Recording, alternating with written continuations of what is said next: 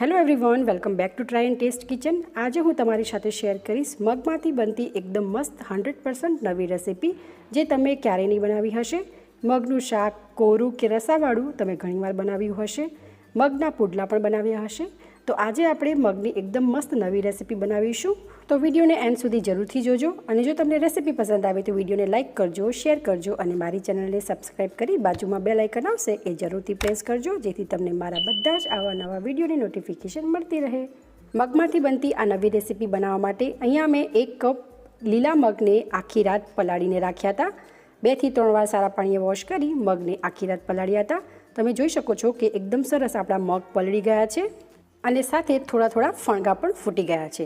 તમારી પાસે ટાઈમ ના હોય તો મગને તમે મિનિમમ 3 કલાક સુધી પલાળીને પણ રાખી શકો છો, ત્યારબાદ તમે આ રેસીપી બનાવી શકો છો।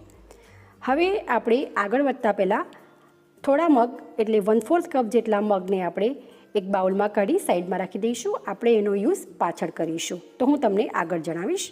હવે આપણે આ મગને મિક્સર જારમાં એડ કરી દઈશું અને બિલકુલ પણ પાણી એડ કર્યા વગર આપણે મગને પીસી લેવાના છે। પાણીનો યુઝ આપણે બિલકુલ નથી કરવાનો, એ વાતનું ખાસ ધ્યાન રાખવાનું। તો તમે જોઈ શકો છો કે અહીંયા મેં મગને પીસી લીધા છે। તો હું ટેક્સચર તમને બતાવી દઉં, થોડા મગ આખા રહી જાય તો પણ વાંધો નહીં। તો આ રીતે આપણે મગની પેસ્ટ બનાવીને તૈયાર કરી લેવાની છે। હવે આપણે આ તૈયાર પેસ્ટને એક મિક્સિંગ બાઉલમાં ટ્રાન્સફર કરી લઈશું। મગની પેસ્ટ મેં મિક્સર બાઉલમાં ટ્રાન્સફર કરી લીધી છે। હવે આપણે એને સાઈડમાં રાખીશું। ત્યારબાદ આપણે એક નાનું મિક્સર જાર લઈશું। તેમાં આપણે એક મીડિયમ સાઇઝની ડુંગળી મેં આ રીતે રફલી ચોપ કરી છે એ ઉમેરીશું। સાથે આપણે 2 થી 3 લીલા મરચાં અને એક નાનો આદુનો ટુકડો પણ ઉમેરીશું। તમે જેટલું તીખું ખાતા હો એના બેઝ ઉપર તમે મરચાં વધુ ઓછા કરી શકો છો। સ્વાદ પ્રમાણે મીઠું ઉમેરીશું અને અડધી ચમચી જીરું ઉમેરીશું। ઢાંકણ બંધ કરી આપણે પેસ્ટ બનાવી લેવાની છે। તો અહીંયા મેં પેસ્ટ બનાવીને તૈયાર કરી લીધી છે। હવે આપણે એ પેસ્ટને જે મગની પેસ્ટ હતી એમાં ઉમેરી દઈશું। તો બધી જ પેસ્ટ આપણે મગની પેસ્ટમાં ઉમેરી દેવાની છે। પેસ્ટ ઉમેરાઈ જાય ત્યારબાદ આપણે જે મગ રાખ્યા હતા સાઈડમાં એ મગને ઉમેરવાના છે, પણ હાથ વડે આપણે આ રીતે થોડા ક્રશ કરતા જવાનું છે અને એને ઉમેરીશું। તો બધા જ મગ મેં આ રીતે હાથ વડે ક્રશ કરીને ઉમેરી લીધા છે, એટલે એનો ક્રન્ચી ટેસ્ટ આ નાસ્તામાં ખૂબ જ સરસ આવશે। હવે આપણે મગને પેસ્ટ જોડે એકદમ સારી રીતે મિક્સ કરી લેવાનું છે। ત્યારબાદ બાઇન્ડિંગ માટે થોડું એટલે કે 1 થી 1.5 ચમચી જેટલું બેસન ઉમેરી મિક્સ કરીશું। તમારે અહીંયા બીજા કોઈ મસાલા એડ કરવા હોય તો પણ તમે કરી શકો છો, જેમ કે લાલ મરચું, ધાણા જીરું પાવડર એ પણ ઉમેરી શકાય, પણ આ સિમ્પલ મસાલાથી પણ આ નાસ્તાનો ટેસ્ટ ખૂબ જ સરસ આવશે। હવે આપણે આ જે પેસ્ટ છે એને એક જ ડાયરેક્શનમાં આ રીતે 1 થી 2 મિનિટ સુધી હલાવવાનું છે। તો તમે જોઈ શકો છો કે આપણું બેટર એકદમ સરસ રેડી થઈ ગયું છે।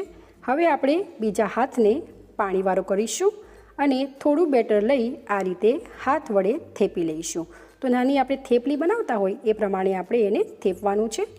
ત્યારબાદ આપણે ફરીથી એને બીજા હાથમાં લઈ આ રીતે આપણે એને તેલમાં એડ કરીશું। તો તેલ ઓલરેડી મેં ગેસ ઉપર ગરમ કરવા માટે મૂકી દીધું છે। આ થેપલીને તળતા વખતે આ ટાઈપની ફ્લેટ તમે કડાઈનો યુઝ કરશો તો વધુ સારું રહેશે।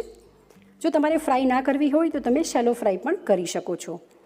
જેટલી તેલમાં આવે એટલી આપણે એડ કરવાની છે અને તમારે જે સાઇઝની બનાવવી હોય એ સાઇઝની થેપલી તમે બનાવીને તૈયાર કરી શકો છો।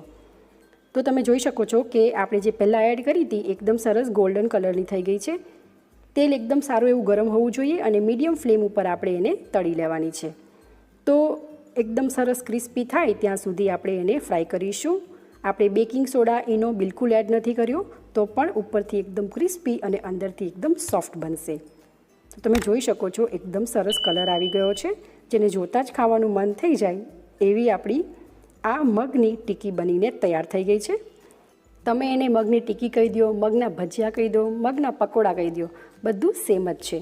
તો એવી જ રીતે અહીંયા મેં બીજી બેચ પણ ફ્રાય કરીને તૈયાર કરી લીધી છે। તો જેને જોતાં જ ખાવાનું મન થઈ જાય અને સ્પેશિયલી વરસાદમાં તો ખાવાની મજા જ પડી જાય એવું આ મગનો નવો નાસ્તો બનીને તૈયાર છે। તો તમે પણ એકવાર આ રીતે ઘરે જરૂરથી બનાવજો અને કેવું બને છે એ તમારા ફીડબેક મને કમેન્ટ કરી જરૂરથી જણાવજો। સાથે તમને આ રેસીપી કેવી લાગી એ પણ મને કમેન્ટ કરી જરૂરથી જણાવજો। તમે જોઈ શકો છો એકદમ સરસ ક્રિસ્પી હું તમને અંદરથી પણ બતાવું છું. તો એકદમ સરસ ટેક્સચર આવ્યું છે અને અંદરથી એકદમ સરસ સોફ્ટ છે. તો તમને કેવી લાગી આ ટિક્કી મને કમેન્ટ કરી જરૂરથી જણાવજો. જો તમને રેસીપી પસંદ આવી હોય તો એક લાઇક જરૂરથી કરજો. તો ચલો ફરી મળીશું એક આવી જ નવી રેસીપી સાથે. Thank you for watching.